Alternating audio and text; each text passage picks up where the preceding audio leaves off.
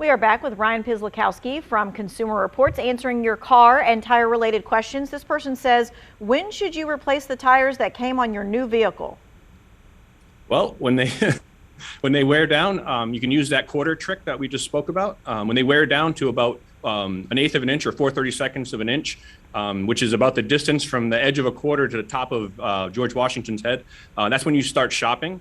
As they approach 2/32 of an inch, which is the distance between the edge of a penny and Abraham Lincoln's head, that's 2/32. That's time to change your tires. Absolutely, then. Gotcha. So the penny is the real trick, right? If you miss the head there on the penny, then you know you need to change them right now. All right.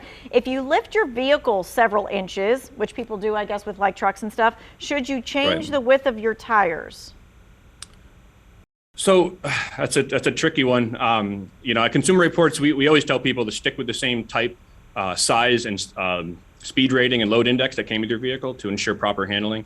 As you lift your vehicle, you can go with a larger size tire. You just make sure that you do have the proper load index and speed ratings. All right, this person is asking, my tires were rotated from the back, and ever since they've been making a thud noise. The mechanic said the tire had high and low spots and would even out. Is that normal? So it's not normal, but it can happen. It sounds like there might be an issue with the alignment, maybe at the rear of the vehicle where the tire's funny, and then when they put them on the front, it's more sensitive because it's at the front axle and it's right underneath, almost underneath you. So I would say get a second opinion. Definitely have the vehicle alignment checked and have the tires checked again as well.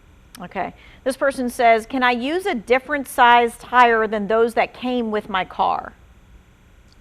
So you can, as long as you make sure that you're clearing the you have plenty of clearance. Again, Consumer Reports, we would always tell you to stick with the same size, type, speed rating, and load index that came with your vehicle to ensure the proper handling. If the car was designed that way from the factory, it will perform the best that way.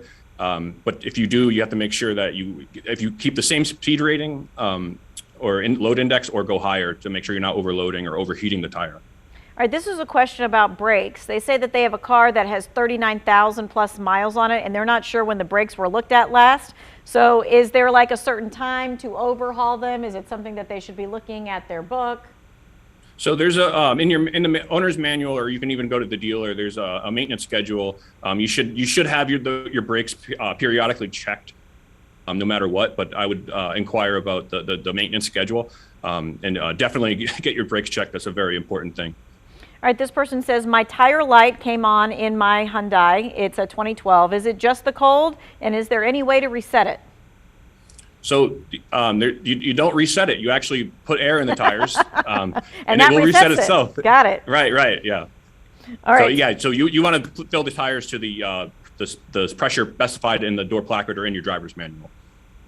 Okay. This person says, I have a car that's only a couple of years old. Because of COVID, I haven't really driven it very much. What should I be concerned about now that my car is so rarely driven? So that's a very good question. You should occasionally start the vehicle and take it for a drive. The things like the battery, they don't like to sit.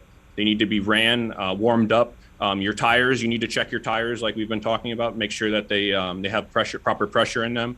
But yeah, I mean, definitely you should be driving it. Make sure that you get leaves packed down in the drains, in the wiper area and stuff to make sure that's all cleaned out.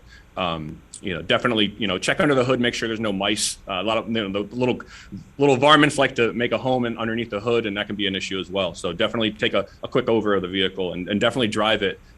Driving it will keep those little varmints out and keep you better informed where the vehicle's at. Gotcha. At least condition-wise. drive it 5-10 miles or something like that every week. Yeah. Okay. Yeah, really absolutely. Quickly, I want to make sure we get to this.